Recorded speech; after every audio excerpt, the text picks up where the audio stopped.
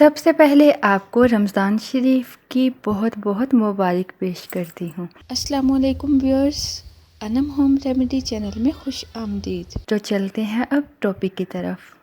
टांगे और बाजू का सुन्न हो जाना तकदीर दिमाग का मर्ज़ भी है, लेकिन इसके साथ साथ दिल की अक्ली की शरियानें जो होती हैं सोजिश की वजह से तंग हो जाती हैं।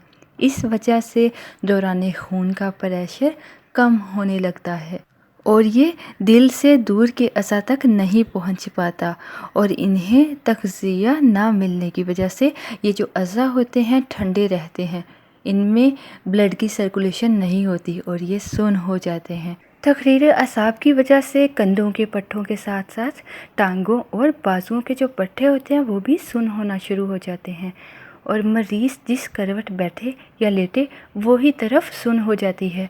बहुत सारे लोगों को आजकल हाथों के, पाँव के, बाजुओं के सुन्न होने का मसला रहता है। काफ़ी देर तक मसलने या दबाने से ही ठीक होती है। सब्सक्राइब कीजिए अनम होम रेमेडी चैनल को और बेल आइकन को दबाइए ताकि मेरी कोई भी वीडियो आप सबसे पहले हासिल कर सकें।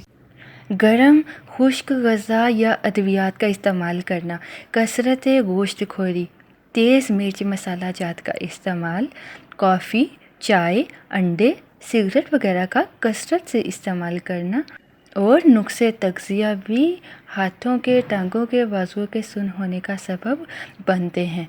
तो चलिए इलाज की तरफ चलते हैं। इलाज के लिए आपको चाहिए मगज़ बादाम ले लें, और आपको चाहिए होगा काजू। छिले हुए बादाम लेने हैं, आप रात को गिरियाँ भिगो कर रखें और सुबह उसको छील लें और फिर बादामों को खुश्क कर लें। और आपको चाहिए काजू। इसके अलावा आपको चाहिए मगज़ चलगोज़ा, मगज़ तरबूज। 100 ग्राम आपने इन सब अज्जा को लेना है। और आपने सौंफ लेनी है 50 ग्राम, धनिया खुश्क आपने लेना है 25 ग्राम, काली मिर्च ले लें आप 10 ग्राम। सब मग़ज़ियात जितने भी हैं आपने मोटे मोटे कूट लेने हैं। बाकी आपने दवाएं जो हैं बारीक बारीक सफ़ूफ़ बनाकर इसमें मिलानी है। मगज़ जितने भी हैं फिर से बताती चलूँ, मोटे मोटे होने चाहिए, और जो बाकी सौंफ हो गया, खुश्क धनिया, काली मिर्च, इसको आपने बहुत बारीक बनाकर सफ़ूफ़ बनाना है। और इन सब अज्जा को अच्छी तरह से मिलाकर मिक्स कर लें। फिर आपने खाने वाला चम्मच, 1 खाने का चम्मच दूध में आपने उबाल कर सुबह शाम खाना खाने से पहले पीना है। दूध में 1 चम्मच डालें, उसे हल्की आंच पे अच्छी तरह उबाल लें और सुबह भी पिएं, निहार मुँह ले लें, और शाम को भी खाली पेट आपने खाना खाने से पहले लेना है। और दूसरी बड़ी वजह आपको बताती चलूँ, खून में कोलेस्ट्रॉल की ज़्यादती से खून गाढ़ा हो जाता है और दिल से लेकर दूर दूर तक जो अज़ा होते हैं उस तक खून नहीं पहुंच पाता, लिहाजा टांगे, बाजू सुन्न होने लगते हैं। मौसम सरमा में इन्हें सर्दी बहुत लगती है, लेकिन मर्ज़ की शिद्दत की वजह से इनमें दर्द भी होने लगता है। जब अज़ा सुन्न होने लगते हैं, ब्लड की सर्कुलेशन नहीं हो पाती, गर्माइश नहीं मिल पाती, तो अज़ा सुन्न होने लगते हैं। तो इसके इलाज के लिए भी आपको बताती चलूँ, अगर कोलेस्ट्रॉल की वजह से खून गाढ़ा हो गया है, इस वजह से हाथ पाँव सुन्न हो रहे हैं, तो इसके इलाज के लिए आपको चाहिए छिलका, अस्पगोल का छिलका लेना है।